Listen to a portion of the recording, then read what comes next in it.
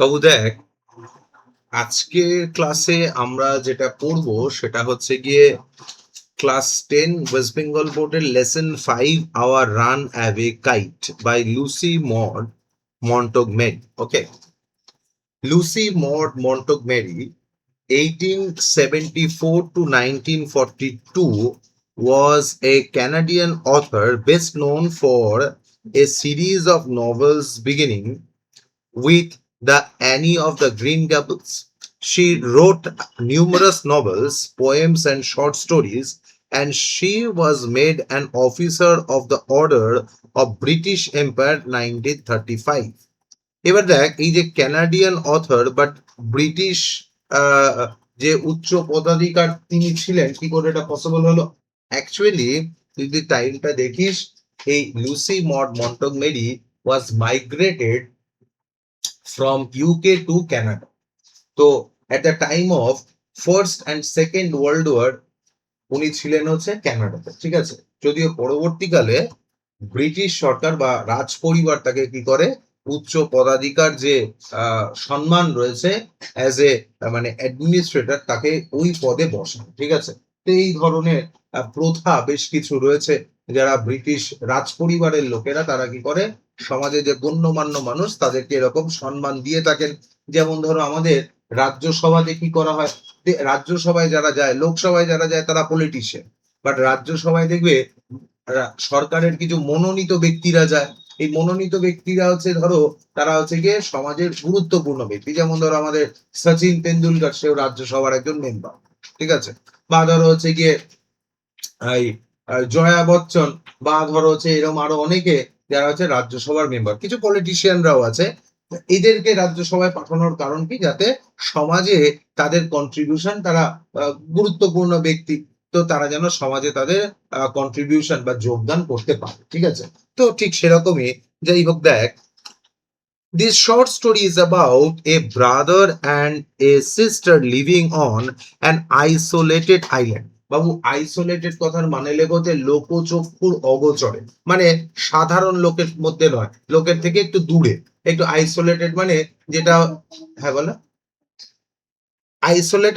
এবার দেখো, ভালো করে দেখো, এ ব্রাদার অ্যান্ড সিস্টার লিভিং মানে ওখানে বাস করে ওরা, তাহলে সেটা পরিত্যক্ত করে, পরিত্যক্ত মানে অ্যাবান্ডান, ঠিক আছে।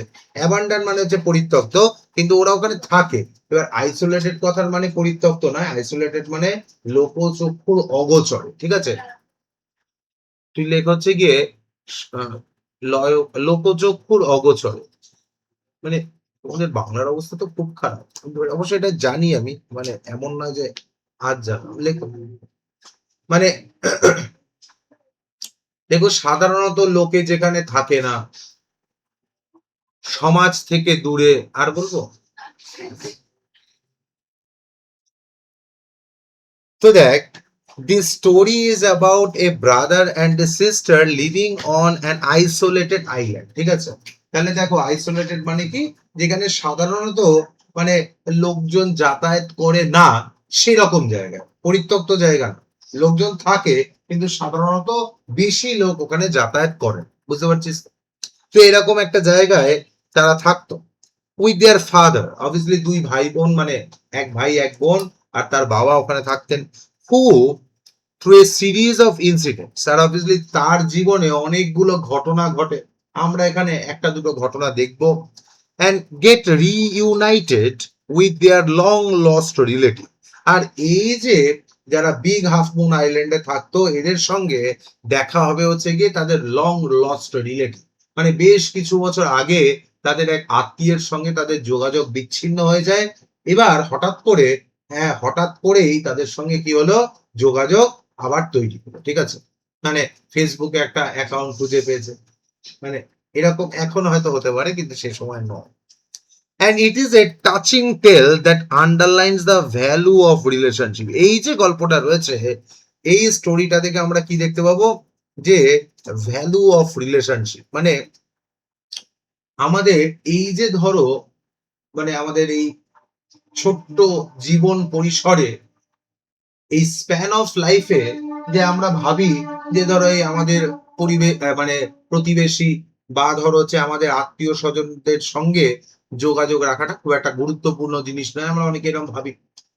কিন্তু এই গল্পটা দেখায় যে আমাদের আত্মীয় স্বজন বা আমাদের পরিবেশ মানে প্রতিবেশী এদের সঙ্গে এই যে আমাদের যে যোগাযোগটা রয়েছে বা আমাদের যে সম্পর্কটা রয়েছে সেটা কতটা মূল্যবান সম্পর্ক, ঠিক আছে? তো আমরা সেটা একটু দেখব। ইউনিট 1টা দেখ। Of course there was nobody for us to play with on big half moon. তাহলে অবভিয়াসলি আমাদের অথরেস কি বলছেন আমরা দেখব। এই যে আমাদের অথরেস রয়েছে সে itself the protagonist of the story, মানে তিনি হচ্ছেন গিয়ে মানে এই স্টোরিটা লিখেছেন। দ্যাটস ওয়াই দেখ of course there was nobody for us.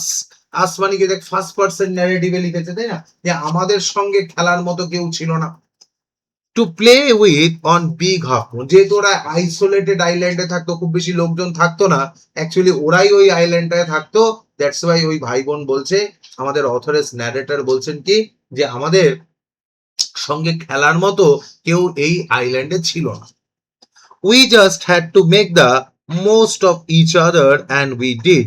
R obviously we had to make the most of each other, যা খেলতে হতো আমরা একে অপরেরই খেলার সঙ্গী, যা করতে হতো একে অপরের দ্বারাই করতে হতো, মানে আর অন্য কেউ আমাদের খেলার সাথী বা সঙ্গী ছিল না এই আইল্যান্ডটাতে। তার কারণ কি, it was a isolated island.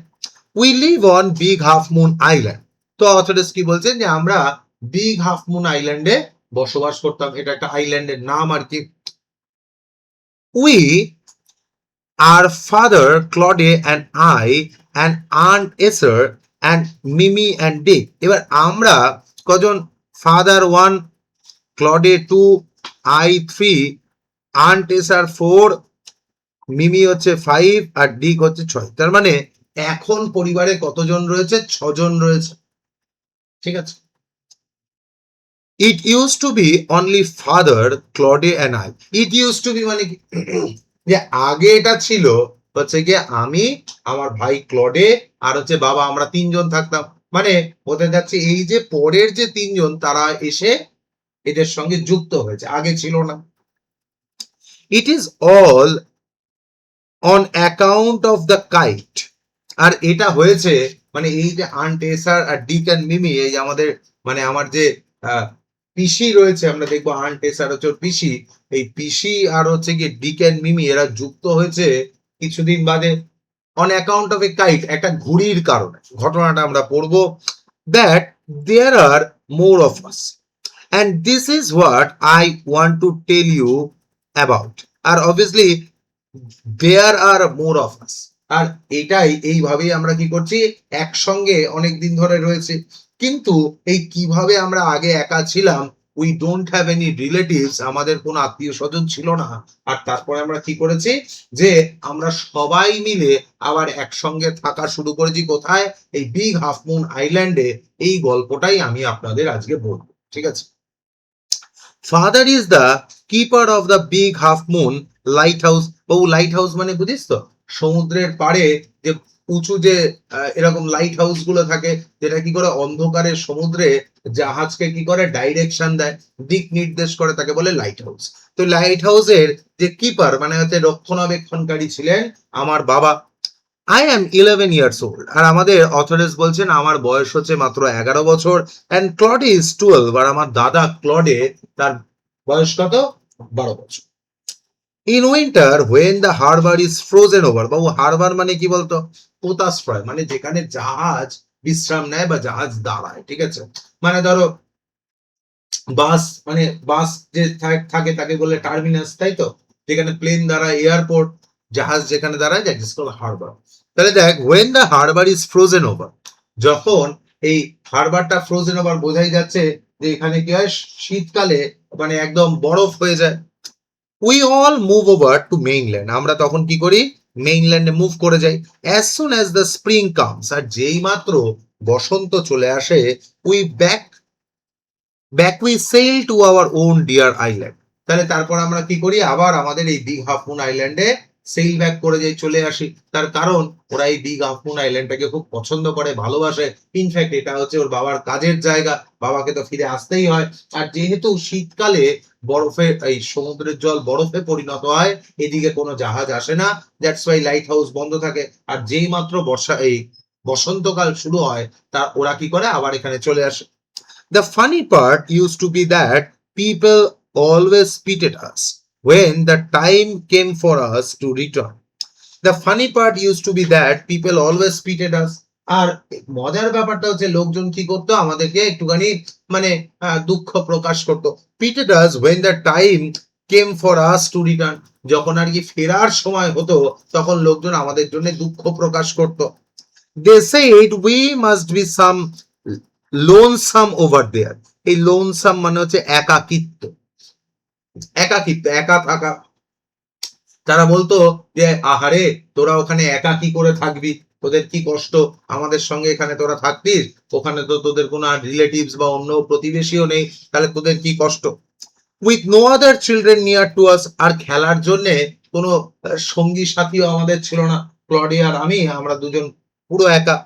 Of course, Claudia and I would have liked to have someone to play with us. হ্যাঁ, এটা সত্যি কথা যে ক্লডে এবং আমি আমরা চাইতাম যে আমাদের সঙ্গে খেলার জন্য যদি আরো এক দুজন বন্ধু বান্ধব থাকতো তাহলে খুব ভালো হতো। It is hard to run pirate K, pirate মানে বোঝো তো, জলদস্যু। যে জলদস্যুদের যে গুহাগুলো ছিল ওই গুহাগুলোর মধ্যে থেকে হেঁটে হেঁটে দৌড়ে দুজন মিলে খেলাটা একটু কঠিন খেলা। And things like that with only two, আর দুজন মিলে খেলাটা তো আরো কঠিন, মানে যদি আরো কিছু সঙ্গী সাথী হতো তাহলে খেলায় মজাও হতো আর একটু দৌড়তেও কম হতো। মানে দেখবে ক্রিকেট ফুটবলে যদি ধরো যত প্লেয়ার কম হবে মাঠ যদি তত বড় হয় তাহলে কি হবে বলো তো, বেশি পরিশ্রম করতে হবে, তাই না? তোমাকে বেশি অনেকটা দৌড়তে হবে, অনেক জোরে ব্যাট চালাতে হবে, তার কারণ কি মাঠটা তো বড়। তাহলে অবভিয়াসলি যদি বড় জায়গা হয় কিন্তু প্লেয়ার কম হয় তাহলে পরিশ্রম বেশি করতে হবে। আইল্যান্ড ফাঁকা একটা বিরাট বড় জায়গা, খেলতে তো মজা লাগছে কিন্তু অনেক পরিশ্রম করতে হচ্ছে। But we use to quarrel a good deal with the mainland children in winter. কিন্তু বিষয়টা যে এই উইন্টারে শীতকালে যখন এই মেইনল্যান্ডে যেতাম তখন যে সমস্যাটা হতো সেটা হচ্ছে গিয়ে আমাদের খেলাধুলার মাঝে মাঝে, যেটা দেখবে বন্ধু বান্ধবদের মধ্যে খেলাধুলার মাঝে হয়, একটু ঝামেলা বেঁধে যেত, তাই না? তো মেইনল্যান্ডে যখন যেতাম ওইখানে ছেলে মেয়েদের সঙ্গে আমাদের মাঝে মাঝে ঝগড়াঝাটি হতো, ঝামেলা হয়ে যেত। So it was perhaps just as well that there were none of them in the big half moon. এবার আমাদের মাঝে মধ্যে মনে হতো বাঁচা গেছে, ভালো হয়েছে যে বিগ হাফ মুন আইল্যান্ডে অন্তত এই শান্তিটা আছে যে অন্য কেউ নেই, অন্য কারোর সঙ্গে ঝামেলা হওয়ার কোনো ব্যাপার নেই। Claude and I never quarrelled, আর অথরেস কি বলছেন যে ক্লডে এবং আমরা কিন্তু কখনোই কি করতাম না, মানে ঝগড়াঝাটি করতাম না, যে ওর ভাইয়ের সঙ্গে বন্ডিং খুব ভালো, যে কখনোই ঝগড়াঝাটি আমরা করতাম না। এই দেখো আমাদের বিগ হাফ মুন আইল্যান্ডের যে লাইট হাউস রয়েছে সেই লাইট হাউসটা, ঠিক আছে, সুনামির জল এসছে, লাইট হাউস ভাসিনি। Next, that to be sure, father did not seem to have any relations except us. আর আমরা টু বি শিওর মানে একদম শিওর ছিলাম যে আমাদের ছাড়া, এই আমি আর ভাই ছাড়া বাবার কি ছিল না, আর কোনো অন্য সম্পর্ক ছিল না, মানে অন্তত আমরা জানতাম না। দিস ইউজ টু পাজল ক্লডিয়ান, আর এটা আমাদেরকে একটু পাজল করতো যে how could it be possible, এটা হয় কি করে যে বাবার তো আরো অন্যান্য রিলেটিভস ভাই বোন থাকা উচিত। Everybody on the mainland had relations, কারণ মেইনল্যান্ডে যারা রয়েছে সবারই তো আত্মীয় পরিজন রয়েছে, শুধু আমাদেরই নেই। ওয়াই হ্যাডেন্ট উই, আমাদের তাহলে নেই কেন? Was it because we live on an island, এটার কারণ কি আমরা একটা এই অনেকটা দূরে একটা দ্বীপে থাকি বলে এই কারণে হচ্ছে কি আমাদের রিলেটিভ নেই? কিন্তু এটা তো সঙ্গত কারণ নয়, কারণ ভাই বোন তো সবার থাকে। We thought it would be so jolly to have an uncle and aunt and some cousins. Cousins মানে বুঝো তো, তুতো ভাই, খুড়তো, মাসতো, জ্যাঠতো। তাহলে যদি আমাদের এরকম তুতো ভাই থাকতো, খুড়তো, জ্যাঠতো, মাসতো ভাই বোন থাকতো, it would be very jolly, যে খুব আনন্দের হতো, তাই না? মানে এইরকম খুড়তো ভাই বোন থাকলে বেশ ভালোই লাগে, বুঝতে পারছো তো? মানে খেলার জন্য ভাই বোন থাকে, তুমি তার সঙ্গে খেলাধুলা করতে পারবে কিন্তু সম্পত্তি ভাগের কোনো ভয় থাকে না। Once we asked father about it, তাহলে অবভিয়াসলি একবার এই বিষয়টা কি হলো যে আমি বাবাকে জিজ্ঞেস করলাম, বাট হি লুক সো সরোফুল, কিন্তু বাবাকে জিজ্ঞেস করে বাবা হয়ে গেল লুক সো ভেরি স্যাড, মানে বাবা একদম দুঃখ পেয়ে গেল। and we wished we had not, আর আমরা বাবা এত দুঃখ পেল যে আমরা ভাবলাম যে জিজ্ঞেস না করলেই ভালো হতো, বুঝতে পারছো তো? He said it was all his fault. আর তিনি বললেন বা বলেছিলেন যে কি এটা সমস্তটাই তার দোষ, মানে তার কারণেই এটা হয়েছে। Claude and I did not understand what he mean. আর আমি আর ক্লডে আমরা বুঝতে পারলাম না যে তিনি কি বলতে চাইলেন, মানে তারই ভুল, মানে তার ভুলের জন্য এমন কি হলো যে আমাদের রিলেটিভসরা নেই, মানে তাদের সঙ্গে আর সম্পর্ক নেই, এটা আমরা সেদিনকে বুঝি। বাবু এই পর্যন্ত যদি কোনো ওয়ার্ড মিনিং অসুবিধা হয় বা কিছু জিজ্ঞেস করতে দরকার হয়, নির্দ্বিধায় জিজ্ঞাসা করুন।